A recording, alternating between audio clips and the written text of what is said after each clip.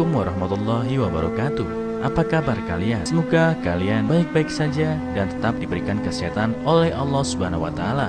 Bantu channel kami dengan cara subscribe dan tekan tombol lonceng kalian. Terima kasih. Semoga kisah ini bermanfaat.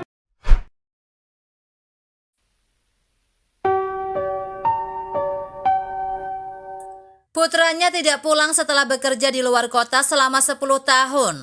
Saat dia pulang dengan mengendarai mobil mewah, ayahnya mengatakan bahwa dia adalah orang yang miskin.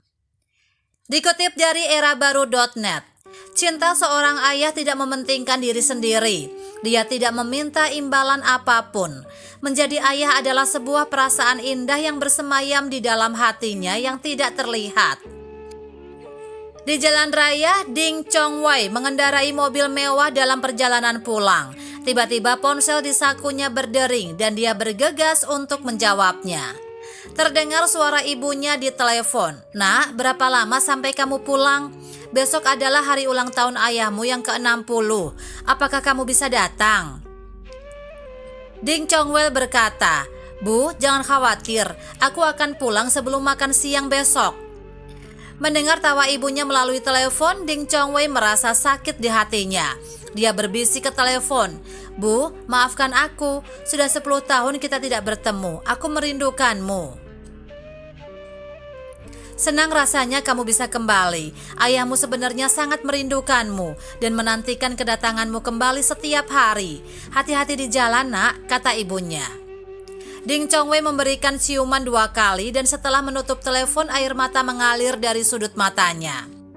10 tahun yang lalu, Ding Chongwei yang berusia 17 tahun putus sekolah tanpa memberitahu ayahnya.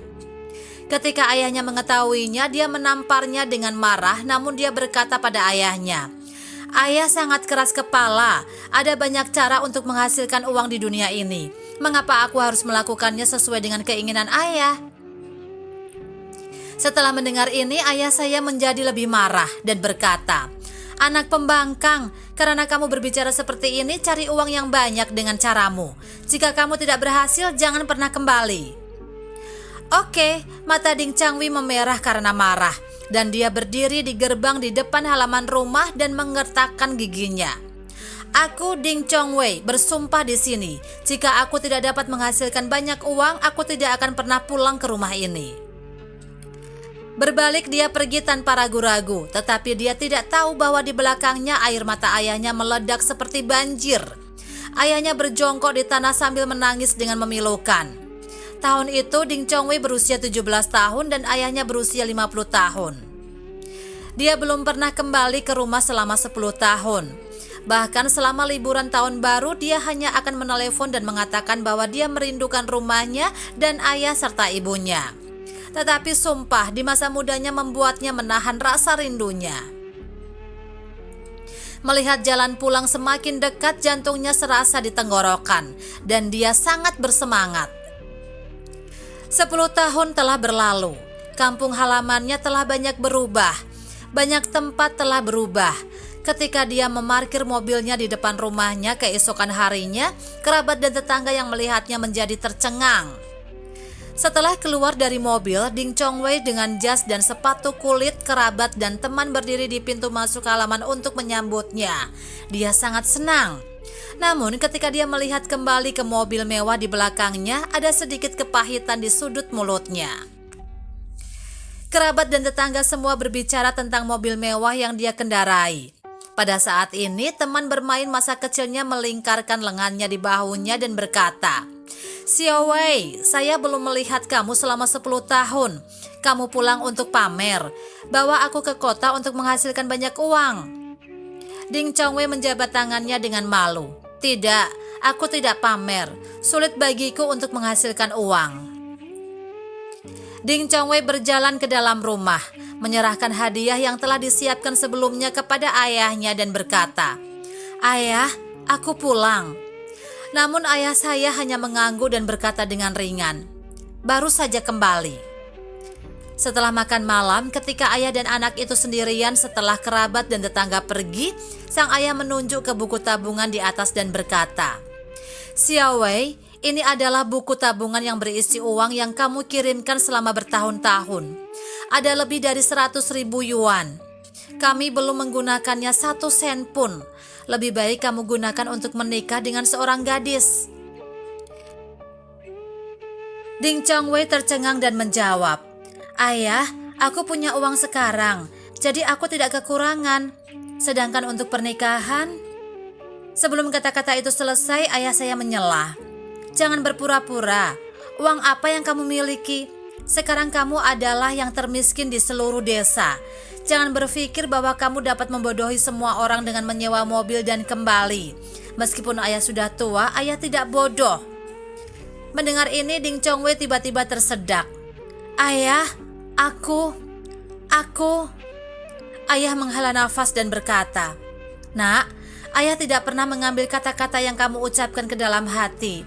Mengapa kamu harus menyiksa diri sendiri? 10 tahun kamu tidak pernah pulang. Apakah kamu benar-benar nyaman?" Ding Chongwei menundukkan kepalanya dan tidak mengatakan apa-apa.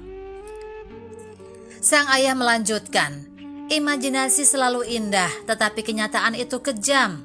Ketika kamu tidak terjun ke masyarakat, kamu merasa bahwa semuanya tersedia di ujung jari kamu. Tetapi ketika kamu benar-benar menghadapinya, kamu akan mendapati diri kamu sekecil semut. Sebagai ayahmu, aku akui pemikiranku memang agak konservatif. Aku tidak tahu bagaimana membuatmu sukses. Yang aku tahu hanyalah membaca. Jadi suka atau tidak suka, aku akan membiarkanmu mengambil kesempatan. Sayang sekali, manusia tidak sebaik Tuhan." Setiap kata ayahnya membuatnya merasa malu. Mungkin dia tidak memahaminya ketika dia masih muda, tetapi setelah 10 tahun, dia bukan lagi anak yang naif, dan dia bisa sangat memahami apa yang dikatakan ayahnya. Tanpa sadar, dia menutupi wajahnya dan menangis dengan suara pelan. Ayahnya menepuk pundaknya dan berkata, "Nak, kamu sebenarnya sangat baik. Dari dulu ketika kamu hidup di jalanan hingga sekarang menjadi direktur sebuah perusahaan kecil, meskipun kamu belum bisa mencapai kesuksesan, aku bisa melihat kerja kerasmu. Kamu telah tumbuh dan pengalaman ini akan menjadi aset berharga." Ding Chongwei mengangkat kepalanya karena terkejut. "Ayah, kamu..." Ayah sambil tersenyum berkata, 10 tahun yang lalu bagaimana ayah membiarkan kamu untuk pergi sendirian? Setelah itu kamu akan mencantumkan alamat ketika kamu mengirim uang. Bukankah mudah untuk menemukanmu?" Tiba-tiba Ding Chongwei memeluk ayahnya dan berteriak dengan suara parau, "Ayah, terima kasih telah memaafkan masa muda dan kecerobohanku. Terima kasih telah memberiku cinta kebapaan seperti gunung. Dan di masa depan biarkan aku menjadi gunung untuk melindungimu dari angin dan hujan."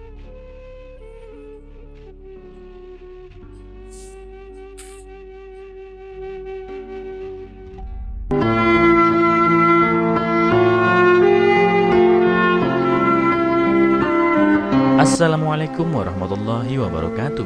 Apa kabar kalian? Semoga kalian baik-baik saja dan tetap diberikan kesehatan oleh Allah Subhanahu wa taala. Bantu channel kami dengan cara subscribe dan tekan tombol lonceng kalian. Terima kasih.